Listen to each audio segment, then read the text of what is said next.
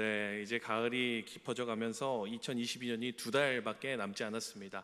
주일을 8번 보내게 되면 2023년이 오게 되는데, 이 올 한 해의 이 마지막 시간을 하나님께서 허락하시는 은혜들을 누리시면서 보내시는 귀한 성도님들 되시기를 소망합니다. 오늘은 갈라디아서 6장의 말씀으로 교회는 이라는 제목으로 하나님 말씀 나누도록 하겠습니다. 사진을 한번 보여주시겠습니까? 이 성도님들, 이 분을 아시는 분이 혹시 계십니까? 네, 아무도 없으실 것 같습니다. 평범한 그냥 중년의 남성으로 보이는 그런 사람이죠. 이분은 잘 모르겠지만, 우리 교회 성도님 아니시고요. 네, 이분은 잘 모르겠지만 이분이 만든 TV 프로그램은 다 한 번쯤은 보셨을 거라 생각합니다. 사진을 보시면은 지금도 다시 보고 싶어하는 KBS의 예능 프로그램이었던 쿵쿵따, 쿵쿵따리 쿵쿵따 해서 이 끝말잇기 했던 그 프로그램이고요. 그리고 이분이 나중에는 이 TV 프로그램을 이제 드라마로 제작을 하는데 응답하라 시리즈를 3편을 만들었고, 또 나중에는 슬기로운 깜빵 생활, 슬기로운 의사 생활, 이러한 것들을 만드신 신원호 PD라는 사람입니다. 저는 어린 시절에 이 쿵쿵따도 정말 재밌게 봤었고, 그리고 신원호 PD가 만든 이 드라마들도 참 재밌게 보았습니다. 특히 그 중에서도 이 슬기로운 의사생활이라는 이 프로그램은 시즌 1, 2가 있었는데 본방을 사수하면서 일주일에 한 번씩 그 드라마를 봤었던 기억이 있습니다. 이 슬기로운 의사생활이라는 이 드라마는 말 그대로 이 의사로 살아가면서 겪는 여러 가지 이런 어려움들, 이 가치관의 충돌들이 일어나고 있는데 그 가운데 어떻게 우리가 슬기롭게 의사로 살아가야 하는가라는 그런 고군분투가 담겨져 있는 그런 드라마였습니다. 병원은 하루에도 몇 명씩 새로운 생명이 태어나기도 하고 또 몇 명씩 생명이 마치게 되기도 하죠. 그 안에서 의사로 어떻게 살아가야 할지 이 고뇌하는 그런 장면들이 참 많이 나왔습니다.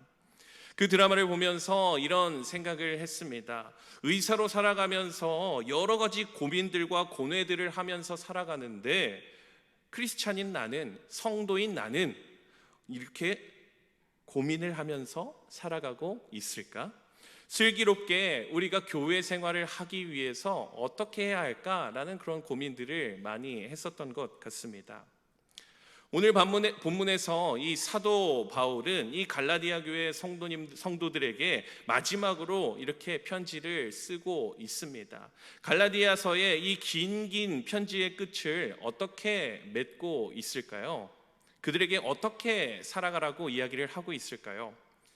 사도 바울이 갈라디아의 여러 교회의 이 성도들에게 슬기롭게 교회 생활을 하기 위해서는 이렇게 해야 해, 교회는 이러해야 해 라고 이야기를 하고 있는 것이 이 갈라디아서 6장의 말씀입니다. 두루뭉실하게 열심히 사세요, 착하게 사세요 라고 이야기를 하고 있는 것이 아니라 직접적이고도 실제적인 권면을 하고 있는 것을 볼 수 있는 것이죠. 오늘 본문 말씀을 통해서 사도 바울이 갈라디아 여러 교회의 이 성도들에게 마지막으로 하고 싶은 말, 교회는, 성도는 어떠한 모습을 가져야 하는지 오늘 말씀을 통해서 살펴보도록 하겠습니다. 오늘 본문에서 첫 번째로 살펴볼 수 있는 이 사도 바울의 권면은 교회는 어려운 일이 있을 때 온유함으로 바로잡아야 한다라는 말입니다. 죄악된 일을 발견한다면 그냥 덮어주고 눈 감아주어야 한다라고 이야기를 하는 것은 아닙니다. 또 죄악된 것, 잘못된 것을 보았을 때 불같이 화를 내며 요절을 내어 의절을 하라는 이야기도 아니죠. 무엇입니까? 온유한 심령으로 그러한 자를 바로잡아라 라고 이야기를 하고 있는 것이죠. 갈라디아 교회 안에 범죄한 일은 어떠한 일들이 있었을까요? 바로 율법의 길을 따르려고 하는 사람들, 할례를 주장하는 사람들, 그러한 율법주의자들이 많이 있었던 것이죠. 그 사람들을 대할 때, 그들을 대할 때 어떻게 하라고 이야기를 하는 것입니까? 온유한 심령으로 바로잡으라 라고 말하는 것입니다. 갈라디아서 직전장 5장에 나왔던 것처럼 성령의 열매로 이야기되었던 그 온유함을 가지고 그들에 대하여 바로잡으라 라고 말하고 있는 것이죠. 교회 안에서 분란을 일으키며 내가 맞다, 내가 하는 말이 맞다, 너가 하고 있는 것은 다 틀렸다 라고 말하며 핍박하고 있는 이 율법 교사들, 그러한 사람들을 대할 때에도 온유한 마음을 가져야 한다라는 것이죠. 만약 저처럼 성격이 좋지 않은 사람이 이 갈라디아서를 작성했다라면 율법주의자들의 싹을 다 잘라버려라, 다시는 발을 딛지 못하도록 해라 라고 했을 텐데, 사도 바울은 온유함으로 권면하라 라고 하는 것입니다. 더 나아가 1절 후반절에 무엇이라고 말씀합니까? 너 자신을 살펴보라 라고 얘기를 하는 것이죠. 스스로를 돌아보며 나의 모습에 연약한 부분은 없는지 살펴보라 라고 이야기를 하고 있는 것입니다. 사자성어로 이것을 무엇이라고 말합니까? 역지사지라고 하는 것이죠. 다른 사람의 처지에서 생각하며 그들을 보아야 한다라는 것입니다. 교회 안에서 저 사람의 죄악된 모습을 보고 뭐라고 하고, 저 사람의 부족한 모습을 보고 무엇이라 하고, 저 사람의 모습을 바라보며 어떻게 비난할까를 연구하고 고민하는 것이 아니라 나에게는 그러한 모습이 없는지 돌아보아야 한다는 것입니다. 우리 교회 안에서, 공동체 안에서 어려운 문제들이 일어나지 않으면 좋겠지만 어려운 일은 항상 생기기 마련입니다. 오랫동안 함께 지내면서 오해를 하기도 하고, 나와 맞지 않는 그런 부분들도 생겨나게 되고, 너무 봉사를 안 하는 것 같아서 밉기도 하고, 사소한 다툼들, 여러 가지 상황들이 우리에게 있을 수 있는데, 그러한 때에 우리에게 어떠한 모습이 있어야 합니까? 먼저 온유한 마음으로 대하고 역지사지의 마음으로 그 사람들을 살펴주어야 한다라는 것이죠. 예수님께서도 마태복음 7장 5절 말씀에 이렇게 말씀하십니다. 먼저 내 눈 속에 들보를 빼어라. 그 후에야 밝히 보고 형제의 눈 속에서 티를 빼리라. 우리 마음에 맞지 않는 상황이 있을 때 불같이 화를 내는 것이 아니라 온유함으로 바로잡고, 또 나의 모습은 어떠한지 돌아볼 수 있는 그러한 모습을 예수님께서 기뻐하신다는 것을 기억하시는 귀한 성도님들 되시기를 소망합니다.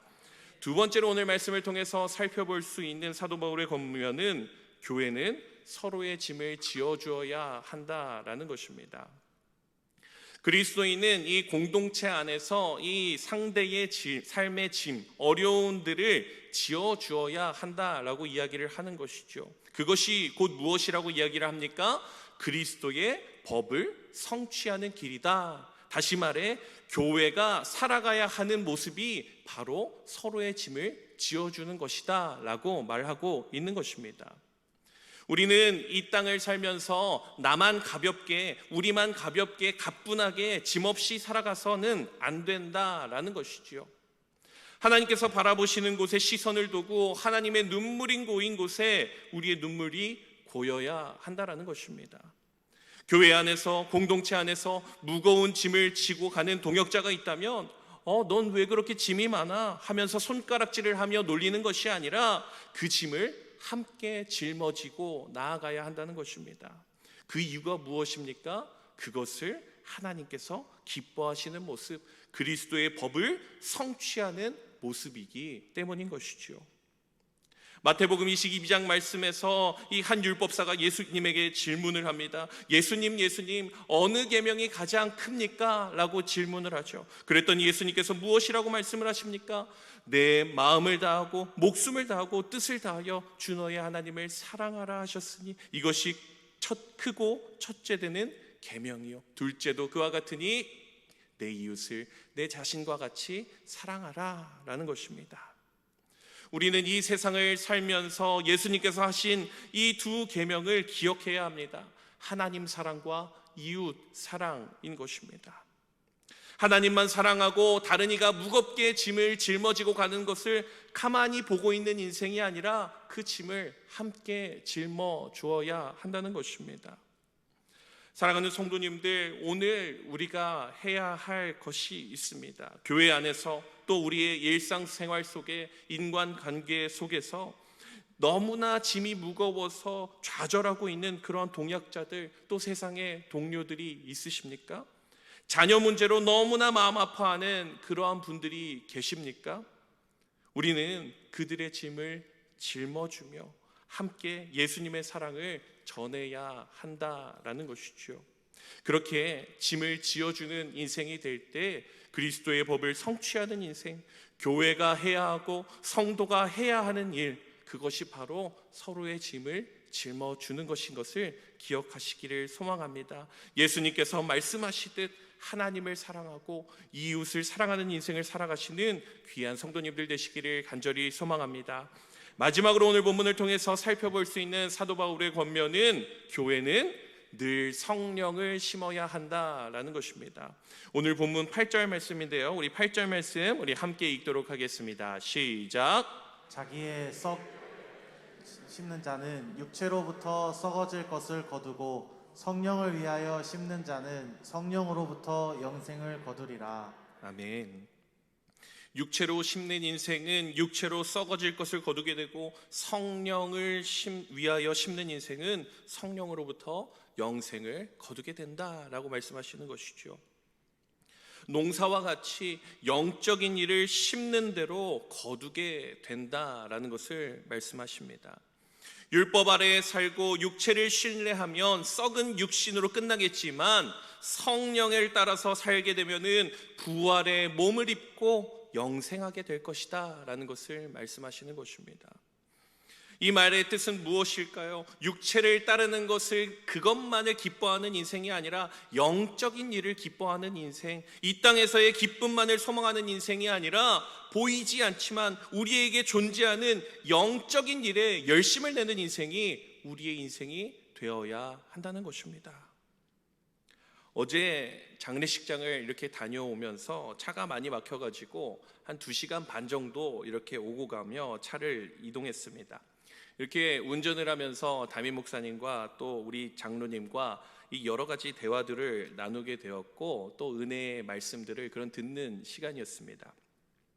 여러 가지 이 이야기들 중에서 이 장로님께서 하신 말씀 중에 가장 기억에 남는 그런 말씀이 있는데, 코로나의 이 어려운 이 기간과 상황 가운데 전 세계적으로 힘들고 어려워서 참 안타까운 그런 상황이었지만, 그럼에도 오히려 세상의 모임들과 상황들이 정리가 되면서 믿음의 자리로, 말씀의 자리로, 기도의 자리로, 훈련의 자리로 나올 수 있었기 때문에 그 시간이 정말 신앙적으로 성장할 수 있는 시간이 되었다라는 그런 말씀이었습니다. 계속해서 말씀의 자리로, 계속해서 기도의 자리로, 계속해서 은혜의 자리로 나올 수 있어서 이러한 시간들이 참 귀한 시간이었다라는 그런 고백이셨습니다. 교회가 해야 할 것이 무엇입니까? 성도가 해야 할 것이 무엇입니까? 바로 말씀을 심는 것, 기도를 심는 것, 성령으로 사는 것입니다. 우리의 인생이 썩어 없어질 것을 소망하며 그것만을 쫓아가는 그런 인생이 아니라, 이 세상에서 누릴 수 있는 것만을 바라보며 따라가는 인생이 아니라 성령으로 심는 인생이 될 때 하나님께서 우리의 인생을 기쁘게 사용하실 줄 믿습니다. 바라기는 우리 청암교회가, 우리 성도님들이 성령으로 심으며 성령으로 열매를 맺으시게 되기를 간절히 소망합니다. 성령을 위하여 심는 자는 성령으로부터 영생을 거두리라. 성령으로 영생을 거두시는 귀한 성도님들 되시기를 간절히 소망합니다. 말씀을 맺겠습니다. 오늘은 이 사도 바울, 이 갈라디아서 마지막 장의 편지를 이렇게 마무리하고 있습니다. 교회는, 성도는 이렇게 살아야 해. 교회 안에 어려운 상황이 있을 때 온유함으로 권면해야 하고, 성도들이 지고 있는 이 무거운 짐을 함께 짊어져야 하고, 그리고 성령으로 심는 인생이 되어야 한다. 이것을 2가지로 표현할 수 있습니다. 바로 이 문장인 것 같습니다. 하나님 사랑과 이웃 사랑입니다. 성령으로 심으며 하나님을 사랑하고 온유함으로 성도들의 짐을 함께 지어주며 이웃을 사랑하는 교회, 그런 교회가 우리 청암교회 되기를 간절히 소망합니다. 기도하겠습니다. 사랑의 하나님, 사도 바울이 간절한 마음으로 갈라디아에 있는 교회들에게, 성도들에게 편지합니다. 교회는, 성도는 이렇게 살아야 해. 사도 바울의 권면을 기억하며 성령으로 심고 온유함으로 권면하며 함께 서로의 짐을 지어주는 인생, 그러한 교회가 우리 청암교회 될 수 있게 하여 주시옵소서. 예수님의 이름으로 기도합니다. 아멘.